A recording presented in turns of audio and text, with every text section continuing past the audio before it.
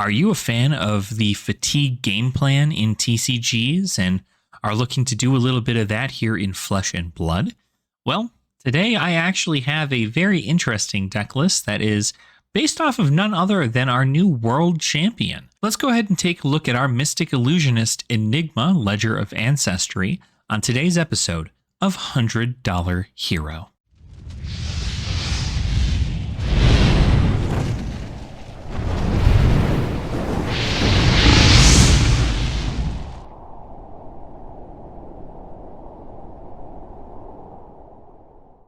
Welcome on in, my Ashwings. It is such a pleasure to have you all here with me today. Now, I know. All right, you see them on the screen. If you're big into Flesh and Blood already, and you see what you see on the screen, then you might just click off the video right now. But if you're new to the game, you're not sure why I would be giving that kind of, warning effectively, let me go ahead and give you an idea. So in Flesh and Blood, there are also ways to play for more of a fatigue style game plan. It's also considered kind of like a turtle strategy, if I were to put it into more simple terms. The plan is to kind of keep yourself alive long enough so that your opponent runs out of gas, and then when they are out of gas, you go ahead and you just keep on swinging with whatever you've got left in your deck. You'll have significantly more cards than your opponent does in most cases, and a way to constantly bring about really powerful attacks against your opponent, and Enigma does just that. Let's go ahead and take a look at Enigma Ledger of Ancestry. So Enigma is actually a hero that just won the third ever World Championship for Flesh and Blood by none other than Gregor Kowalski. Had taken it down, Team Poland had taken it down, and it gave me an idea. This deck that was presented to us is fairly budget. The deck that they were running is fairly budget for the most part, right? And I want to just go ahead and show people that for anybody who is looking to get into Flesh and Blood and are still kind of shocked about that sticker price. I do have a way for you to kind of ease yourself in, and especially if you prefer a more fatigue game plan. Again, kind of keeping yourself alive long enough for your opponent to run out of their really powerful cards, and then keep on attacking. So Enigma Ledger of Ancestry is a Mystic Illusionist that came out in part the Mistveil. And she has the ability of your first Spectral Shield attack each turn costs 1 resource less to activate. And then at a once per turn instant, you can pay 3 chi, which you get by transcending, to create a Spectral Shield token with a +1 counter. Now, the counters are important, as well as the chi generation, and we'll go ahead and get into that in just a second here. But let's go ahead and take a look at her weapon. Her weapon is Cosmo Scroll of Ancestral Tapestry. What this weapon does is it doesn't have its own attack value like you might see with some other weapons and other heroes, but instead what it does is it says, during your turn, auras you control with ward are weapons with base power equal to their ward, and once per turn action, pay 1 resource to attack. And your auras with 1 or more +1 counters get go again. So effectively, it's a way for you to wanting to buff your tokens or any of your auras with those +1 counters, so that way you can pay those resources and just keep swinging your auras. That is effectively the case there. The other good news is that, of course, Enigma says that whenever you create a Spectral Shield each turn, you can create one with your chi once per turn instant to create a Spectral Shield token with a +1 counter. If you don't know what a Spectral Shield is, it's this. It has ward, which means effectively what Enigma does is when you do have chi after you've transcended, you can create a Spectral Shield token with that +1 counter. That is effectively then a weapon that attacks for 2, has go again, costs nothing if it's the first Spectral Shield to attack on your turn, and it also blocks out 1 damage with that ward capability. Ward is a keyword here that if you were to be dealt damage, you would instead destroy the cards with ward to prevent that damage. So effectively, your plan is just to kind of prevent damage, right? That's the whole concept of this deck here, is prevent damage, or at least get yourself healed up enough to where it's not that bad. Let's then take a look into the rest of her equipment. Now, this is where a lot of the budget gets put into play in regards to the equipment, because there are some very powerful legendaries that I certainly suggest in our other build that I have here too, that are our upgraded build. But for right now, I wanted to kind of go into the budget and why I chose these cards. So very simple. Ironhide Gauntlet, Ironhide Helm, and Ironhide Legs all do the same thing effectively. They block for 0, so they are fine to be put in front of something. If, let's say, a T-bone or something comes through, you can always go ahead and block with this even though it blocks with 0. But instead, what you also have is the ability to pay for them to defend for 2 and then be destroyed. So when you defend with Ironhide Helm, you may pay a resource. If you do, it gains +2 and destroy it when the combat chain closes.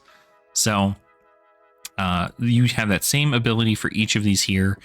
With the amount of instants that you have in your deck, being able to pay 1 to defend for 2 and then go about playing something like a certain card in our deck that costs 2 is pretty effective in regards to saving our life total. It is a one-time use, so it's not as effective as some of the other cards that we might get in an upgrade, but it is still really, really powerful. And then you also have Blossom of Spring.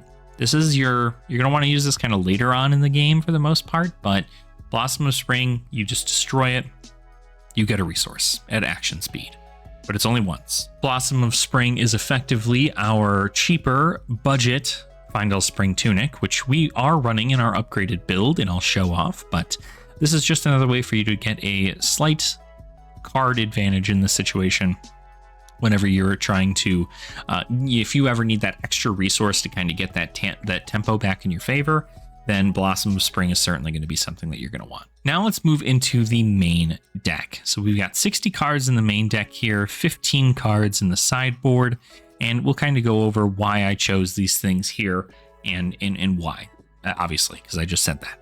So with the deck here, we have 3 Astral Etchings, very cool card. You effectively can play this at instant speed if you control a Spectral Shield, and then it puts 3 +1 counters on target aura with ward you control. So think of this like an attack reaction. You can attack with a Spectral Shield for 2, go again, and your opponent might only block 1, or they might just block 2, and if they're at 3 life, you can play something like an Astral Etchings at instant speed and give it +3 on its attack value, and that will get that damage over unless they have a defense reaction. So Astral Etchings, pretty cool card. If you haven't seen it, it's more, think of it like an attack reaction. Then let's get into kind of the core of the deck. This card, not a Mystic card, not an Illusionist card, not a, some crazy powerful Mystic Illusionist card. This is a generic card called Count Your Blessings. If you are a brand new player and you are just learning about Count Your Blessings today, you're going to get a lot of hate, probably, for playing this. And the reason being is a lot of people don't like playing into fatigue in Flesh and Blood. It is a viable strategy, and if it is something that you are enjoying as a playstyle, you can absolutely play this. Don't let anybody tell you what you can and you can't play outside of a ban list, right? But Count Your Blessings is pretty much a core value to this deck. We are running 9 copies of Count Your Blessings, and the purpose of this card is to gain you life. Each of these Count Your Blessings, based on the color, have a different value here, but all of them say gain X plus whatever based on the number of Count Your Blessings in your graveyard. So if you have this Count Your Blessings that you are planning to play, and you have 2 Count Your Blessings in your graveyard, this Count Your Blessings will then heal for 3 life. And in most cases, you want to kind of try using these blues early on in the game, and then keeping the reds and the yellows for later, simply because your deck does run a lot of blues, so you're going to have the resources to pay for these. But the overall math on this, as far as Count Your Blessings goes, if you played all 9 copies in your deck, and if my math is correct, you could effectively gain 54 life with these 9 cards here. In most cases, that is super insane because 54 life is double, is literally like double your own health total. You start at 40 life, and all of your cards that you create, whether it be through a ward token or any of your ward auras that you have in here. Ward is, for Flesh and Blood players, effectively the same thing as gaining life, right? Whenever we see defense values on cards, we look at that as life instead of, a defense value. It's because it's kind of giving us, instead of us taking that damage, we're instead kind of gaining that life or going, neutral on life.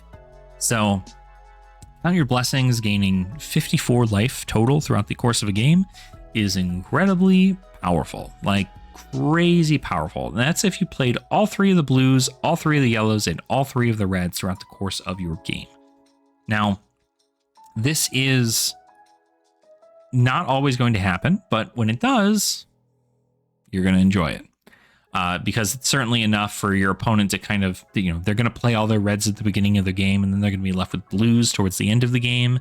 And when that happens, they're not going to be able to present as much damage against you, and you're going to be able to be given a lot more opportunity to come in with these big attacks. Then we have our defense reaction of Fate Foreseen. Pretty simple. It's a 0 for 4 defense reaction that lets you look at the top card of your deck. The opting isn't like incredibly important, but it is nice to see what your next hand is going to be. So you can always go ahead and, if you don't want to see a card early on, you can go ahead and put it to the bottom of your deck, and that'll be fine there. Sigil of Solace, more healing. You could already heal 54. How about we add 9 more life to that? We go ahead and go on up to the wonderful number of 63. 63, that's the math. So 63 from Sigil of Solace. So now you're gaining, you're at almost effectively in this deck 100 life. If all of these cards are played, you're at 100 life. Most heroes can present 100 damage in the game, but you also have cards that defend. So you're gonna be in for the long haul here. Sink Below, another fantastic defense reaction, 0 cost. You block for 4, and then you get to take a card from your hand that maybe you don't want, put it to the bottom of your deck, and draw a new card. Smash Up, this is effectively this deck's answer to CNC. Not an answer. This is the budget CNC I'm liking to use. I was thinking about using Wreak Havoc because I feel like Wreak Havoc would be more effective here, since it will say that defense reactions can't be played to this. But in most cases, if you're going up against like an aggro deck, then Smash Up is probably a better choice because you're going to be able to attack your opponent, and if they block with cards from hand to stop an attack action from being used in the arsenal, then you essentially won that trade.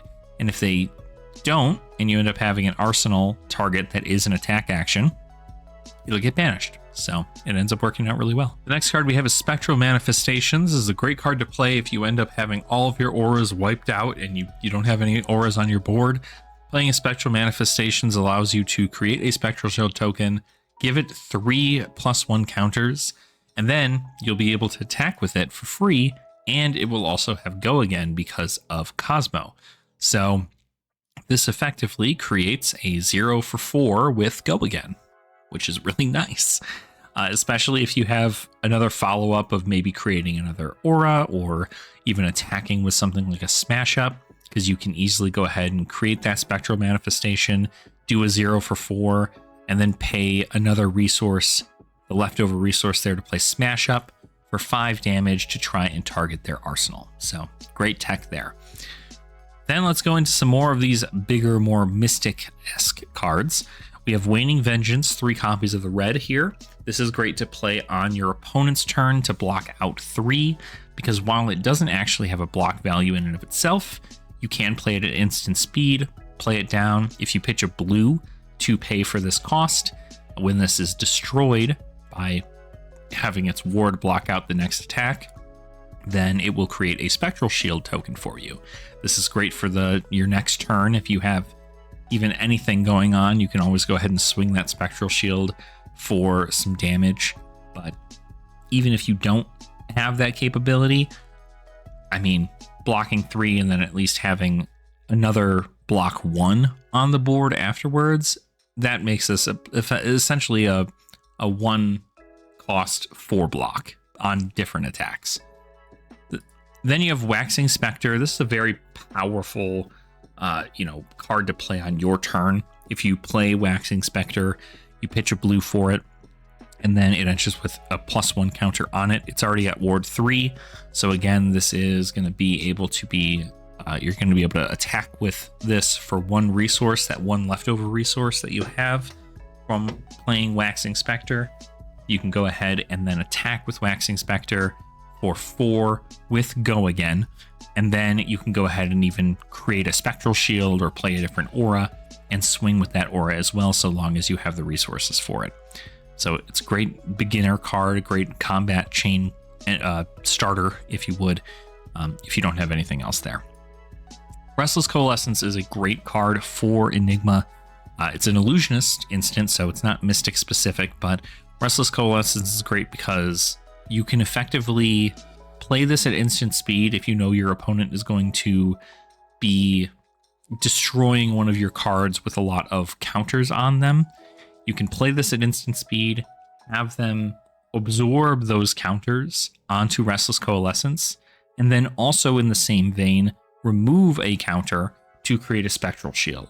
So whatever is going to block out that damage coming in with its ward, you can play this, get its counters off of that card, and then create a Spectral Shield token, making 1 additional block to effectively block out your opponent's cards.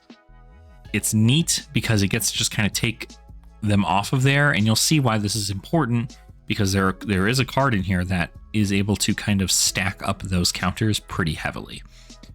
So let's then take a look at, before we get into Transcend stuff here, let's take a look at Big Blue Sky, another defense reaction. It's a 0 cost 2 block, but it gets +1 for each blue card you've pitched this turn. You're more than likely able to pitch blue cards on your turn to play things like Waxing Spectre or to play Waning Vengeance and stuff like that. So you're going to have the ability to do that, which means that Big Blue Sky is usually going to block for either 3 or sometimes 4. And if it blocks for 4, it's effectively just another Sink Below, and you're able to play a whole bunch of stuff from your hand. Very effective. Cosmic Awakening. This is your fatigue game plan. So the point is you get your opponent down to like next to nothing. They have like no cards left in their deck. It's very, very difficult to kind of wean them down. And every now and again throughout the game, you find a Cosmic Awakening. You have a lot of blues in your deck. So what you do is you just pitch 3 blues, play Cosmic Awakening. Even if 2 of those blues are Chi cards, which are transcended cards, then this comes in for 15 damage. That's insane. 15 damage. Like, most hands can't block that, especially into aggro builds. So 15 damage into them, even if you're able to do 15, and then you can even finish the game with 20, because in the late game, you're going to have all of your Chi turned, or all of your Transcend cards turned into Chi. So that's really effective. And even in its worst case scenario, it blocks for 3. So it protects your life and your ward cards. Essence of Ancestry Mine, we're running 3 of these. They are just a ward 2 that does not have any instant. It's not an instant, so you do lose your action point if this is the only thing that you play. But the important part is that if it is the only thing that you happen to have, when it does leave the arena, then the next time you're dealt damage by a blue source, you can prevent it.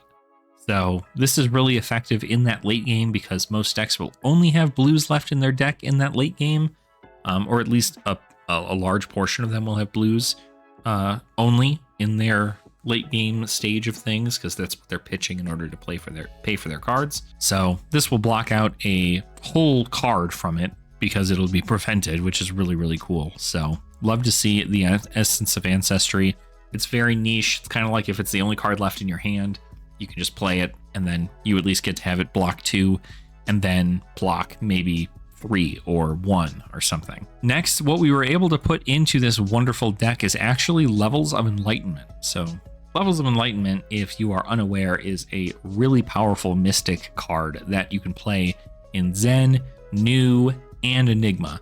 It goes in every single one of those decks because Levels of Enlightenment has just a lot of power to it. You pay 1 resource, and then when this attacks, you choose one of these modes for each blue card you've pitched this turn.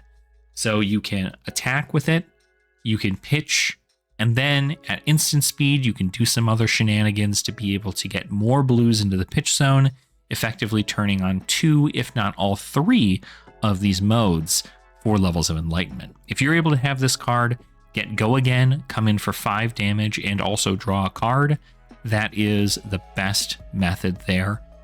But worst case scenario, if you can give it Go Again and draw a card, that's also really good. Go Again and then +2 is if you're trying to kind of push through your opponent's defenses.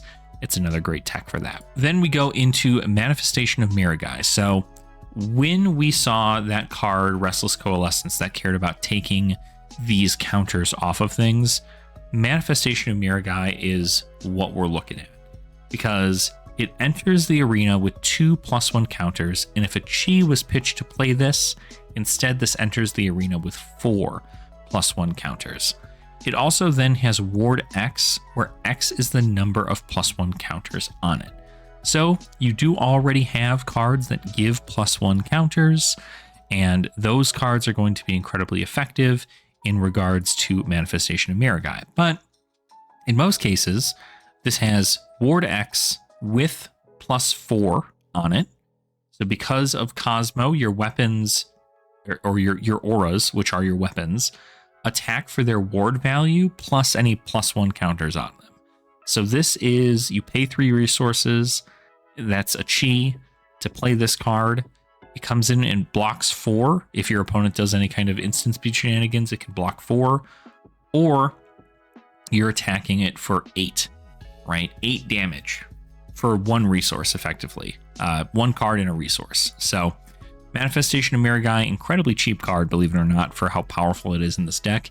And if you can find a way to give it even more of these +1 counters, it is chef's kiss. I mean, this is just, if you keep this around for too long, it is really, really terrifying. So make sure to try and protect this as best as possible if you end up keeping it. But even if you can't, don't worry. It's not the end of the world. You've got 3 of them in your deck. Then we'll even look at Rage Spectre. Rage Spectre is another 2-cost illusionist action. So you don't actually get to play this at instant speed. But if it enters the arena, if you control no other illusionist auras, you do gain an action point. So it's kind of like playing this at instant speed, because you can play it, you gain your action point back if you have no other auras. So therefore, you effectively get to play this and have Go Again. It then says during your turn, this has Ward 6, otherwise it has Ward 1. If you have a way to give it +1 counters, you can give it Go Again, but otherwise Ward 6 is still you coming in for 6 damage. So really effective, and it blocks from the hand, so we'd love to see that there. Rage Spectre is a nice, like, just trying to throw damage. Now let's look at our Transcend card. So Transcending, if you are unaware of what Transcending is, I'll make this very quick. Effectively, if you have played another blue card this turn, when you play these Transcend cards that have this Transcend keyword on there, it will activate that Transcendence after this is resolved, and the card will flip to an Inner Chi. Inner Chi then goes back to your hand after resolving the effect of your Transcend card. So for instance, the effect here is target attack gets -1. And then you get a Inner Chi back to your hand. Then you can spend this Inner Chi as if it were resources for any of these cards here that require just like these resources, or they can be used for Chi, which is the blue looking resource that you see here. Again, you'll also see Chi mentioned in things like Cosmic Awakening, and you'll also see them in Manifestations of Miragai. So you will see them frequently. And The reason we are playing so many of them is because we want to, this is kind of our late game plan with this. On top of there being the Cosmic Awakening for those games in which we're just trying to like come in with a ton of damage, the point of having so many in here is because of Enigma's ability. When we have blocked out everything our opponent has, we can still make these Spectral Shield tokens and attack with them. They only attack for 2, but the fact of the matter is that we are constantly able to make them in our late game, whereas our opponent can only really present like a small amount of damage. And we'll have a huge health lead because of Count Your Blessings and Sigil of Solace and stuff like that. So each of these cards, Rising Sun, Setting Moon, Preserve Tradition, Passover, Homage to Ancestors, and a Drop in the Ocean, are all Transcend cards, and they all do different things, but they're very minimalistic things. There is one Transcend card that is kind of more powerful than the other ones here, and that's Sacred Art Immortal Lunar Shrine. So if you have played another blue card, whenever you play this, you pay the 3 resources and you play this, you get to use all 3 of these effects.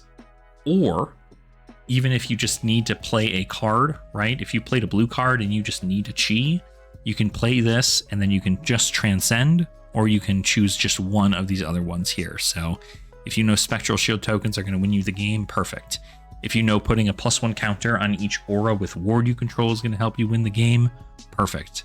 But in most cases, you have the resources to pay for all 3 modes, so you should certainly try to do that. But that is the main portion of the deck here. Now, obviously, some cards can be changed out, some cards can be added, but because you're kind of going for that more fatigue plan, you might want some more cards in your deck. And so that's where we kind of look at the inventory. In the inventory, we have Oasis Respite, which is another great 1-cost prevention ability here. It also allows you to gain a life if you're at less life than your opponent. So very important in that regard, because it allows you to just kind of be like, all right, cool, like I'll gain another life and I'll prevent more damage.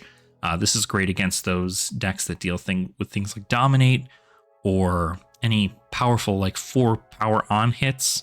It's a great defensive tool. We are also running the Amulet of Echoes. Again, this is kind of a near 1-to-1 build from the deck that Grzegorz Kowalski had played in the World Championship, the deck that won the World Championship for the record, and Amulet of Echoes was in there. The reason I did add it is because if you're going to your local armory and playing in your local armory, you're also probably playing against Aurora at some point. And this card's really, really good against Aurora. It's really good against Zen. It's good against heroes that end up using the same cards over and over. Effectively, this is just, if you can get this item onto the field, it has Go Again. You can destroy it at instant speed to have target hero discard 2 cards and activate this only if they played 2 or more cards with the same name this turn. So if your opponent blocks with 2 Sink Belows, you can activate Amulet. If your opponent attacks with 2 Crouching Tigers, you can go ahead and break Amulet. If your opponent plays Gone in the Flash, brings it back to their hand, and then plays Gone in the Flash, you can break this and then do Amulet things. The very, very, very good tech to kind of like disrupt their hand, and it's not anything they can prevent. The only thing is that the opponent has to discard the 2 cards, but in most cases they only really have 2 cards left, so it's going to be the 2 cards they have to get rid of. We're also running 3 Moon Chakra. Moon Chakra here is in place of Warmonger's Diplomacy. Warmonger's Diplomacy is just too expensive of a card to have in our $100 build, but Moon Chakra helps prevent a little bit more damage, so if you're looking to add additional blues into your deck and also prevent more damage this way, Moon Chakra is a great way to do it. We're also throwing Second Tentative Chi Wind in here. I believe this is kind of the tech into Guardian, if I'm not mistaken, because effectively this just allows you to play this, pay 3 resources, play the Second Tentative Chi Wind, play your Transcend card because this is blue.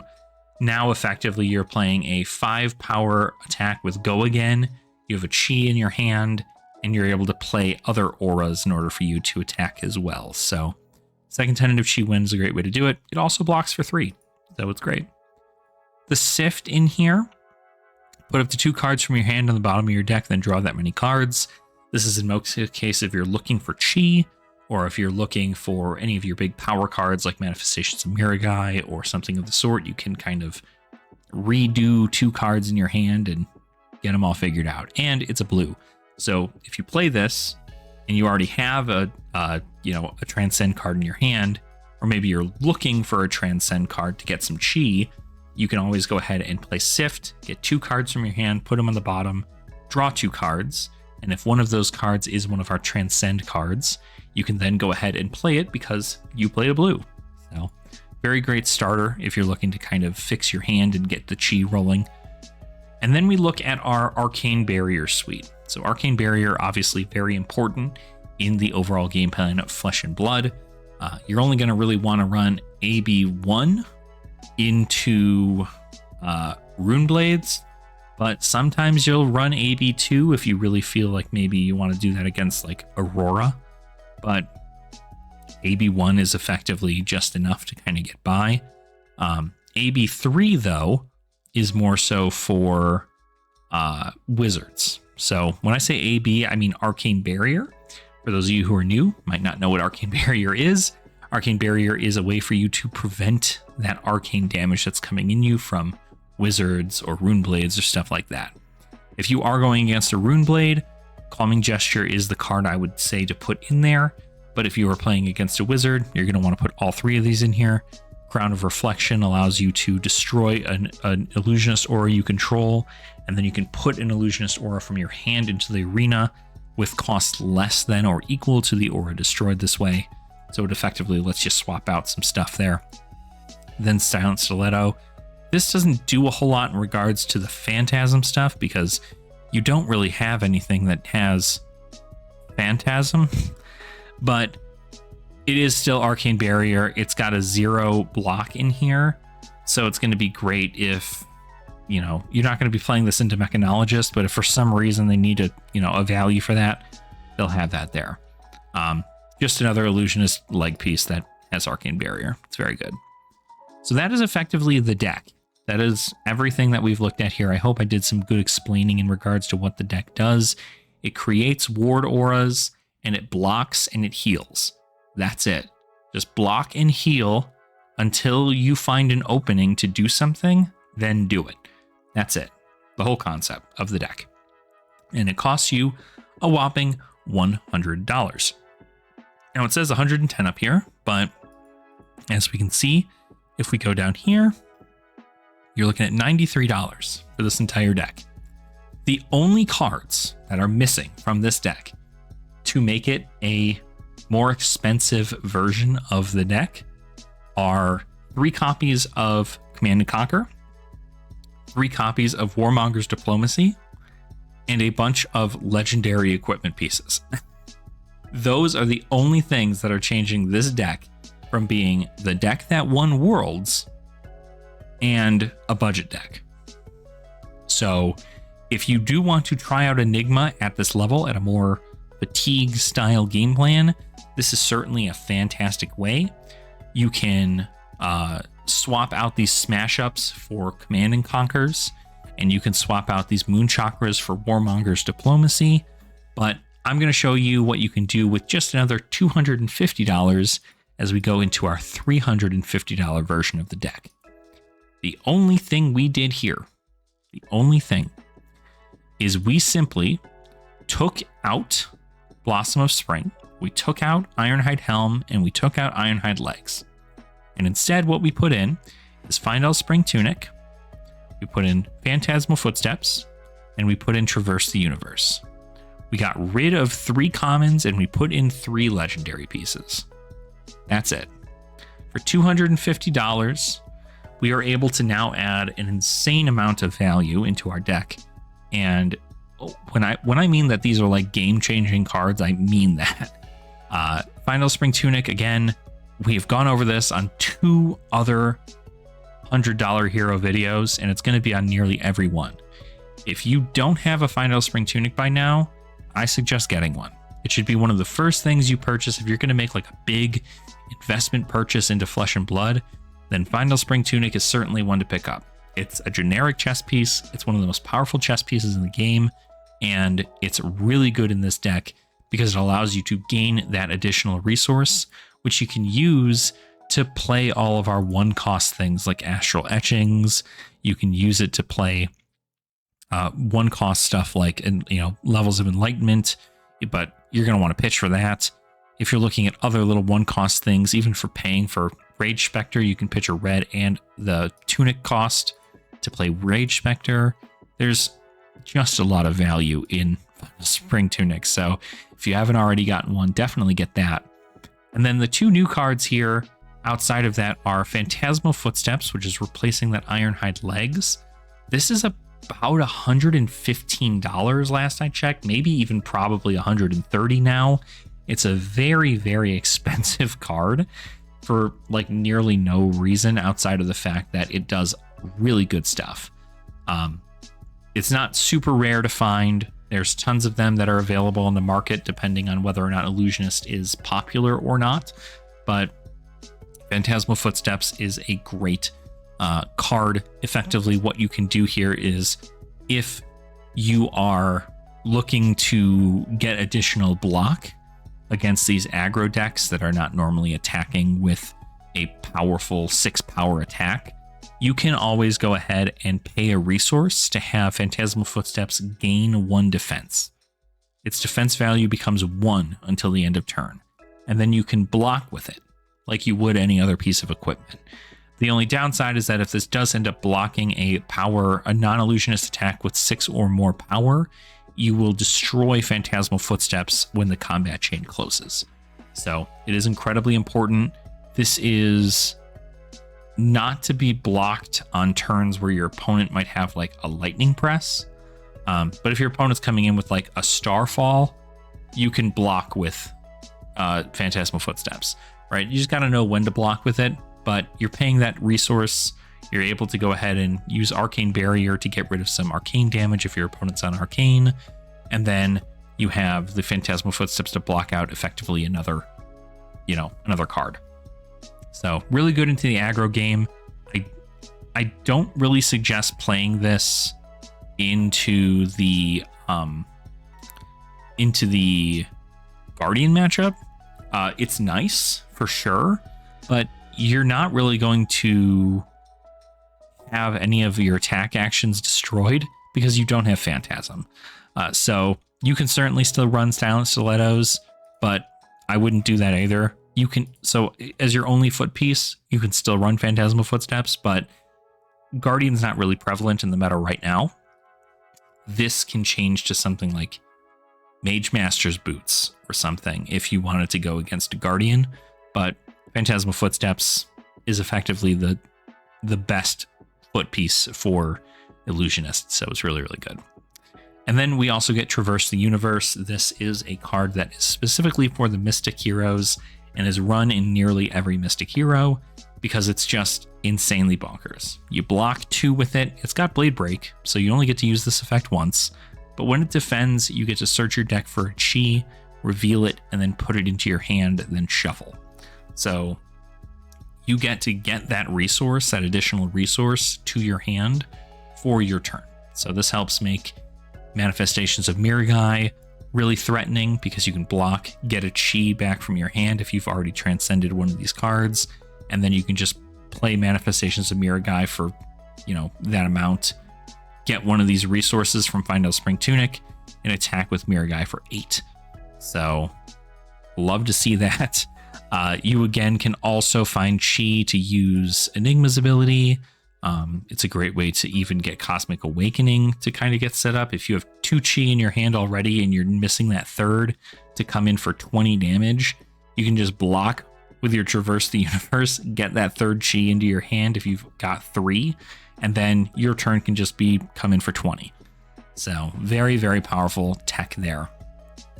But that's the only thing that changes. That's it, really. This is the only thing that changes is these 3 legendary pieces get put into the deck, and that brings our total up to a whopping $344 from our $100 value previously. So still not a lot compared to most decks in the Flesh and Blood space, but it is still expensive for those who are trying to work on a budget. But it is a great place to start. Like I said, if you're liking this deck at $100, most of the deck is bulk cards that you can find. But outside of that, if you enjoy the deck enough to where you go, yeah, I'd like to upgrade this, then getting a Fyendal's Spring Tunic is the first thing I suggest. Then go ahead and get yourself that Phantasmal Footsteps, then get the Traverse the Universe, and you're in a pretty good spot. But that is effectively my $100 hero build for Enigma. And I know we're about 40 some minutes into the video, so I do appreciate you guys for hanging out this long. It's late at night and trying to get as much as I can done.